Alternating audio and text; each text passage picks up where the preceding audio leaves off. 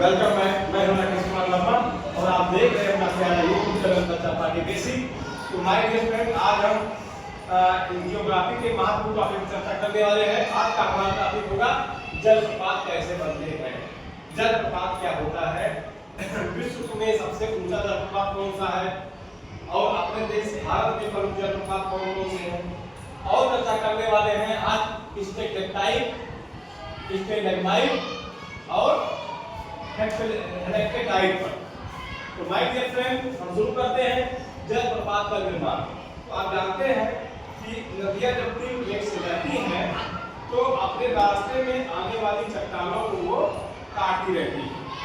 जब नरम चट्टानें आती हैं तो नदियों का तेज बहाव इन चट्टानों को आसानी से काट देता है, लेकिन जब कहीं कठोर चट्टानें आ जाती हैं तो नदी का धारा, नदी का जल इन चट्टानों को काट नहीं पाता है। इस प्रकार नदी की तलहटी में कहीं ऊंचा और कहीं नीचा उसका धरातल, नदी की तलहटी नीची और नीची हो जाती है। और जब यही तलहटी में जल प्रवाहित होता है और जल ऊपर से नीचे, यानी कई चट्टान से नीचे की ओर खड़ी ढाल पे तीव्र वेग से गिरती है, तो यही कहलाता है जलप्रपात। ये क्या कहलाता है? वाटर और जलप्रपात होता है। ठीक है, जब नदी के रास्तों में मुलायम चट्टानें गिरती है तो नदी का जल मुलायम चट्टानों को जल्दी काट पाता है, और जब कठोर चट्टानें पड़ती हैं तो उनको नहीं काट पाता है। इस प्रकार नदी के तलहटी में ऊंची और नीची घाटियां नदी तलहटी बन जाती है, और जब ऊंचाई से जल तीव्र ढलान से नीचे गिरता है, तीव्र वेग से गिरता है, सीधे ढलान पे गिरता है, तो यही कहलाता है जलप्रपात। ठीक है, तो विश्व का सबसे ऊंचा जलप्रपात कौन सा है? एंजल। क्या नाम है उसका? एंजल। एंजल विश्व का सबसे ऊंचा जलप्रपात है, जो दक्षिण अमेरिका के वेनेजुएला में। कहां पे है? दक्षिण अमेरिका के वेनेजुएला। तो आइए, भारत के प्रमुख जलप्रपात कौन कौन से हैं? तो देखिए, भारत के प्रमुख जलप्रपात जोग कहां है? शरावती नदी पर है। दूसरा है शिव समुद्रम, ये दक्षिण भारत की नदियां है, कावेरी नदी पर है।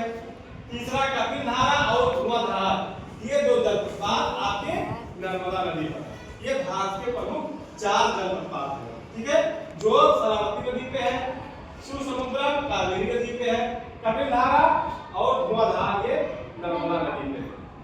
ठीक है, ये आपका आज का रहा जलप्रपात का टॉपिक। इतना पढ़ेंगे आपके परीक्षा के दृष्टिकोण से महत्वपूर्ण है। दूसरा चीज है बच्चों, अक्सर प्रश्न आता है, ये बालू का स्वरूप आता है, स्टेलेक्टाइट आता है, स्टेलेग्माइट आता है। तो स्टेलेक्टाइट क्या है, इसको समझिए ऐसे आसानी से, आसान भाषा में। कैसे? आप जानते हैं पहाड़ों पर कहीं कहीं चूने की चट्टानें होती हैं, चूने पत्थर की चट्टानें पाई जाती हैं, और जब बरसात का जल रिस कर चूने की जो चट्टानें होती है उसमें ये पानी प्रवेश कर जाता है, तो आप जानते हैं चूना पानी से रासायनिक अभिक्रिया करता है, और चूना का जो कठोरपन होता है उसको पानी कमजोर कर देता है। तो रासायनिक अभिक्रिया द्वारा वहां पे क्या होता है? अपक्षय हो जाता है। चूने की चट्टानों का क्या होता है? अपक्षय, और चट्टानें ढीली पड़ जाती हैं। इस प्रकार चूने को ये बहा करके दूर ले जाएगी। ये पानी रिसता है, ये चूने को बहा ले जाता है। ठीक है, तो जो चूना बह जाएगा पानी के साथ में, तो वहां पे पहाड़ों के अंदर में सुरंग टाइप बन जाएगी, खोखला स्थान बन जाएगा, एक गुफा की संरचना बन जाएगी। ठीक है, और जब जहां पे ये पानी आके टपकता है, जहां से पानी टपकता है यानी सुरंग की छत पर, वहां पे कुछ चूना जमा होना शुरू हो जाता है। वहां क्या होता है? कुछ चूना जमा हो जाता है। जो चूना जमा हो जाता है, एक जो ढेर बन जाता है, इसी को कहते हैं स्टेलेग्माइट। स्टेलेक्टाइट क्या कहते हैं? स्टेलेक्टाइट। अब बात करते हैं स्टेलेग्माइट। तो जहां पानी गिरता है टपक करके, ठीक है, सुरंग की धरातल पर, तो वहां पर भी चूना धीरे धीरे इकट्ठा हो जाता है, और नीचे चौड़ा ऊपर पतला होता जाता है। ठीक, इस प्रकार की जो संरचना बनती है कहाँ, स्टेलेक्टाइट के ठीक नीचे, वहां से पानी चूता है और जहां पानी गिरता है वहां पे स्टेलेग्माइट बन जाता है, जो चूना जब एक खंभे जैसी संरचना बन जाती है, इसी को कहते हैं स्टेलेग्माइट। और एक शब्द आता है हेलेक्टाइट।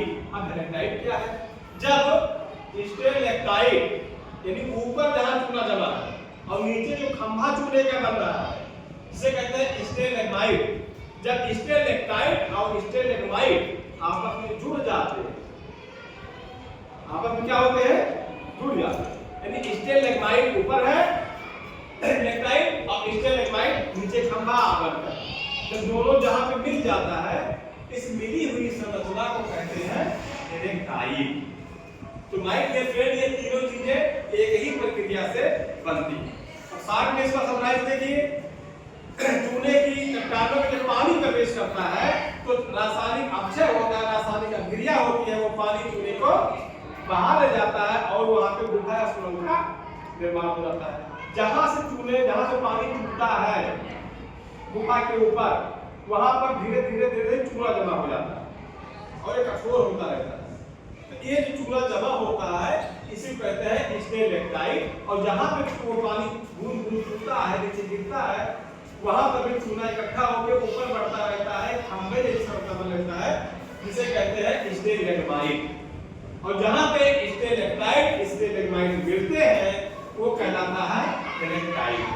ठीक है, तो आज की इस वीडियो में, छोटी वीडियो में आपने देखा जलप्रपात, एंजल जलप्रपात जो दक्षिण अमेरिका के वेनेजुएला में है। और भारत के प्रमुख 4 जलप्रपात हैं। पहला है जो आपके सरस्वती नदी पे है, फिर आपका शिव समुद्रम कावेरी नदी पे है, फिर कपिल धारा